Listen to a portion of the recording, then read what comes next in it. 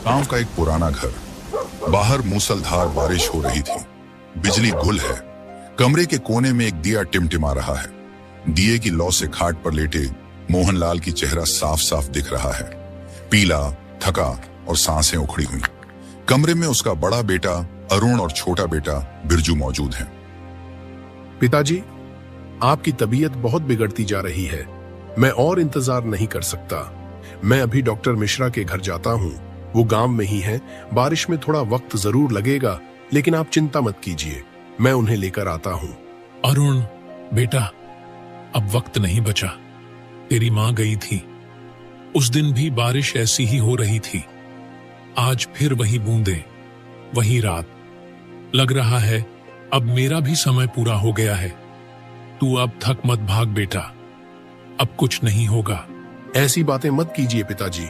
माँ को खोया वो दर्द आज तक अंदर से खा रहा है। आप भी चले गए तो हम दोनों भाई क्या करेंगे?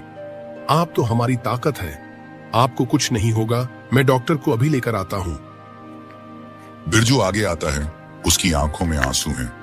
वो मोहनलाल के पैरों के पास बैठ जाता है और धीरे से बोलता है, पिताजी, माँ जब बीमार थीं, मैं शहर में था। उन्हें उस हालत में छोड़कर मैं चला गया काम की तलाश में।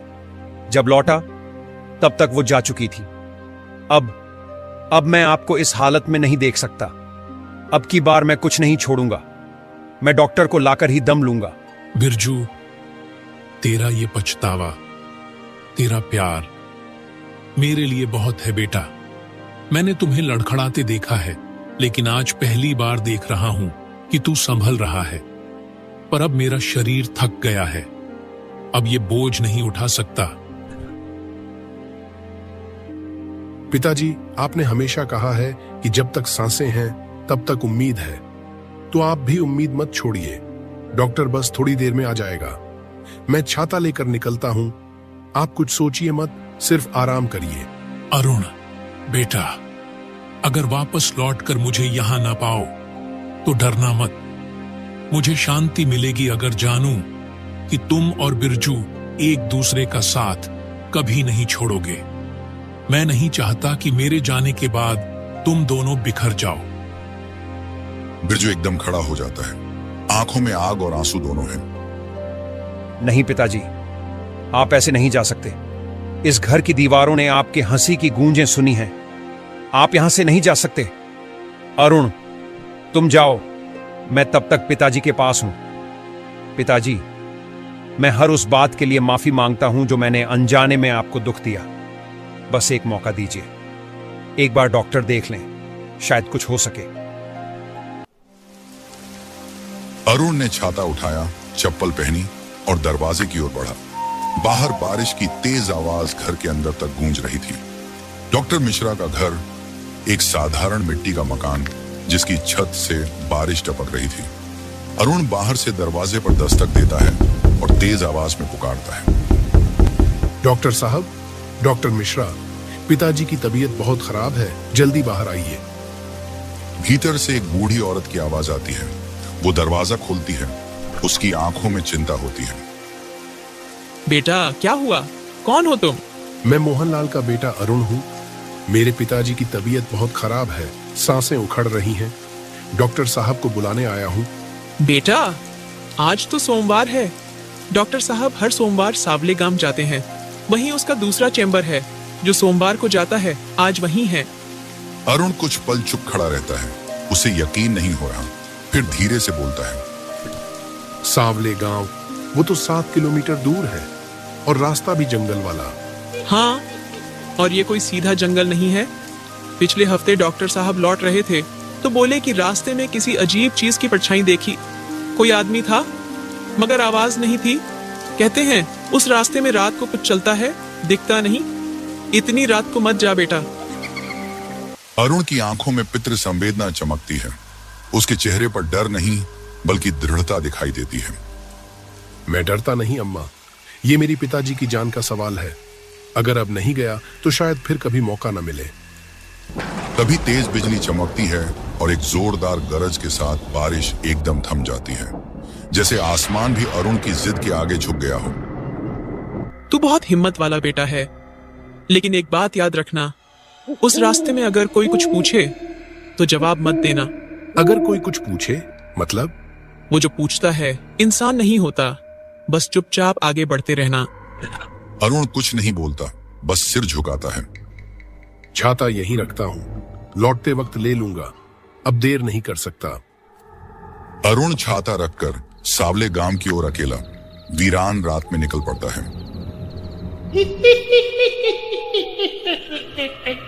घना जंगल, बारिश अब थम चुकी है, लेकिन हर पेड़ की पत्तियों से टपकती बूंदें अब भी सन्नाटे को भेद रही हैं। रात गहराती जा रही है, आकाश काले बादलों से घिरा है और बिजली बीच बीच में चमक रही है। अरुण सावधानी से आगे बढ़ रहा था। पत्तियों पर उसके कदमों की चुपचाप सरसराहट सुनाई दे रही थी। जैसे ही वह जंगल में पहला कदम रखता है, चारों ओर एकदम सन्नाटा छा जाता है। कितना अजीब सन्नाटा है, जैसे पूरा जंगल मुझे देख रहा हो। नहीं नहीं, मुझे पिताजी के लिए जाना ही होगा, डरने का वक्त नहीं। तभी सामने से एक आदमी दौड़ता हुआ आता है। चेहरा धूल और कीचड़ से सना हुआ, आंखों में डर भरा है। वो बार बार पीछे मुड़कर देख रहा है, जैसे कोई उसका पीछा कर रहा हो। अरे ओ भैया रुको, क्या हुआ? तुम इस तरह दौड़ क्यों रहे हो? वो आदमी हांफता हुआ रुकता है, लेकिन उसकी आंखें बड़ी बड़ी खुली हैं। चेहरा सफेद पड़ चुका है।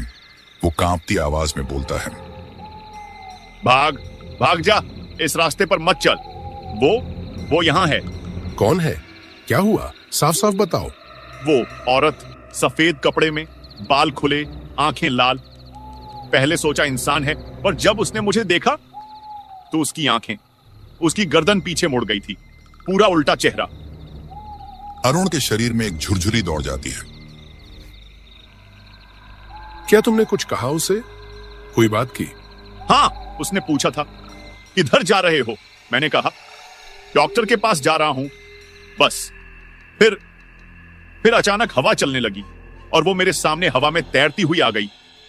वो मेरे कान में फुसफुसाकर बोली, तेरे लिए तो अब कोई डॉक्टर नहीं बचेगा। मैं जान बचाकर भागा। अरुण का गला सूखने लगता है, लेकिन वो खुद को संभालता है। मैं तुम्हारी बात पर यकीन करता हूं, लेकिन मेरे पास लौटने का समय नहीं है। मेरे पिताजी की जान दांव पर है। अगर मैं नहीं गया तो उन्हें खो दूंगा, और अगर वो औरत रास्ते में आई भी तो मैं जवाब नहीं दूंगा। मैं जानता हूं जवाब नहीं देना चाहिए। तू पागल है, वो किसी को नहीं छोड़ती। कभी उसकी हंसी आती है, कभी बच्चे की आवाज, और कभी कभी खुद को तेरे जैसा बना लेती है। डर मुझे भी लग रहा है, लेकिन डर से बड़ा मेरा फर्ज है। मेरे पिताजी इंतजार कर रहे हैं। अगर मैंने डर के आगे घुटने टेक दिए तो जीवन भर पछताना पड़ेगा। अरुण उस आदमी को धीरे से हटाता है और आगे बढ़ने लगता है। आदमी पीछे से चिल्लाता है, अगर जिंदा बचा तो मत भूलना, तेरी हिम्मत को सलाम है। अरुण अब तेज कदमों से आगे बढ़ता है। उसकी आंखों में अब सिर्फ एक ही लक्ष्य है, डॉक्टर को ढूंढना। अंधेरा, घना जंगल, पेड़ इतने घने हैं कि बिजली की चमक भी जमीन तक नहीं पहुंच पा रही। अरुण तेज तेज चलता है, लेकिन अब उसकी रफ्तार थोड़ी धीमी हो गई। आसपास हर पत्ता, हर टहनी उसे कुछ कहती सी लग रही थी। वो एक मोड़ पर पहुंचता है और अचानक रुक जाता है। ये आवाज, ये कैसी आवाज है? जैसे कोई धीमे धीमे कुछ बड़बड़ा रहा हो, और कभी कोई बच्चे के रोने जैसी धुन। सन्नाटा फिर टूटता है। अब उसे अलग अलग दिशाओं से अजीब सी धीमी आवाजें सुनाई देती हैं, जैसे कोई फुसफुसा रहा हो, जैसे पेड़ों की छाया से कोई देख रहा हो। वो आसपास झांकता है, लेकिन कुछ नहीं देखता। नहीं, मुझे इन आवाजों पर ध्यान नहीं देना चाहिए। अम्मा ने कहा था, अगर कोई कुछ पूछे या बुलाए तो जवाब मत देना। तभी अचानक एक झाड़ी के पीछे से हल्की सी आहट होती है। अरुण मुड़कर देखता है और वहां से एक बकरी का बच्चा निकलकर धीरे धीरे जंगल की ओर बढ़ रहा है। उसकी चाल असामान्य है, जैसे कोई उसे खींच रहा हो। बकरी का बच्चा इस घने जंगल में और इतनी रात को? क्या ये सच में जानवर है या?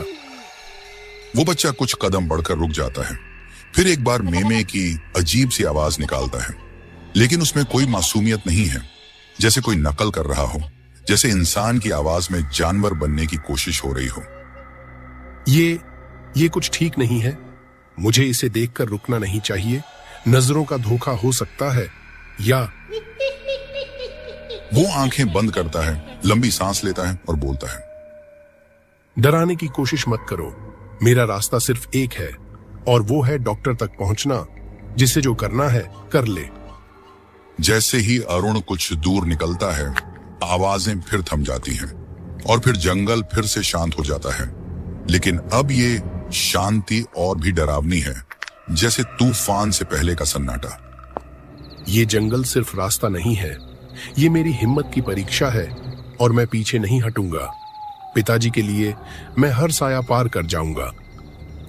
घना जंगल, रात का तीसरा पहर, पेड़ों से ओस की बूंदें टपक रही थी।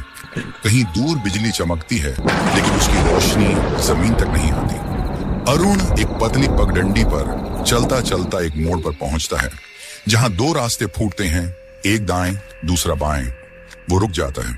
चारों ओर अब भी सन्नाटा है, पर हवा में एक अजीब सी थकान और भारीपन था। अब ये दो रास्ते कौन सा है सावले गांव का? बचपन में एक बार पिताजी के साथ आया था, पर अंधेरे में कुछ याद नहीं आ रहा। अगर गलत रास्ता चुन लिया तो वक्त बर्बाद होगा।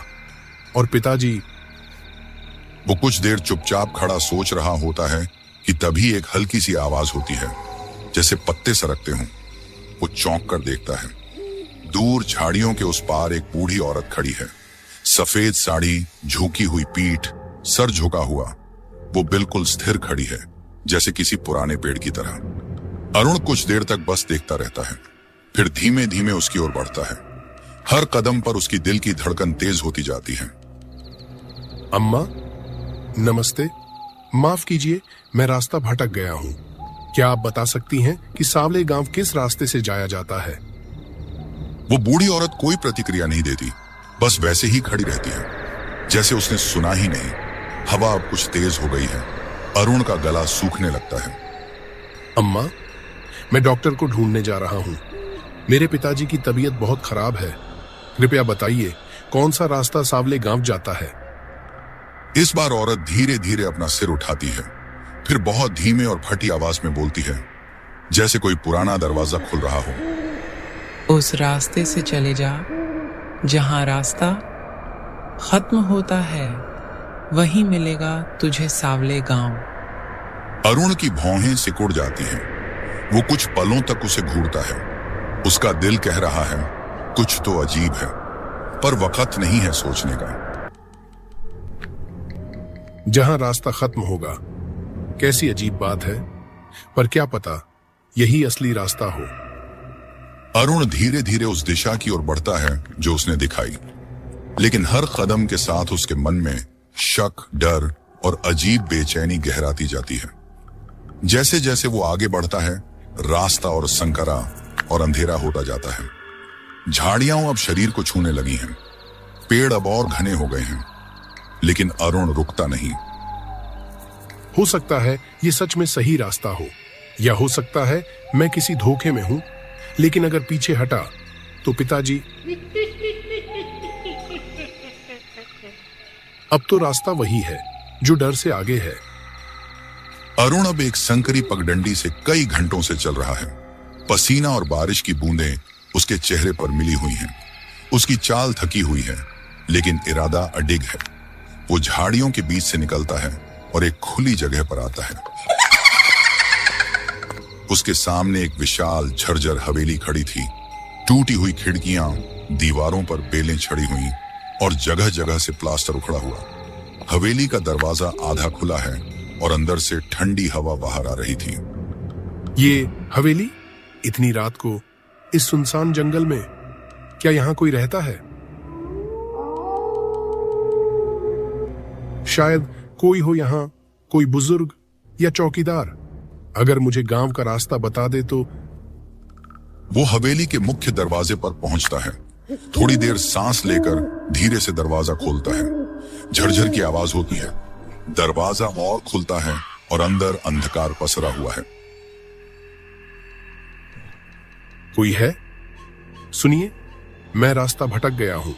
मुझे सावले गांव जाना है। क्या कोई जवाब दीजिए? कोई जवाब नहीं आता, लेकिन कुछ गूंजती हुई धीमी आवाजें हवेली की दीवारों से टकराकर लौटती हैं, जैसे कोई बहुत दूर से कर रहा हो।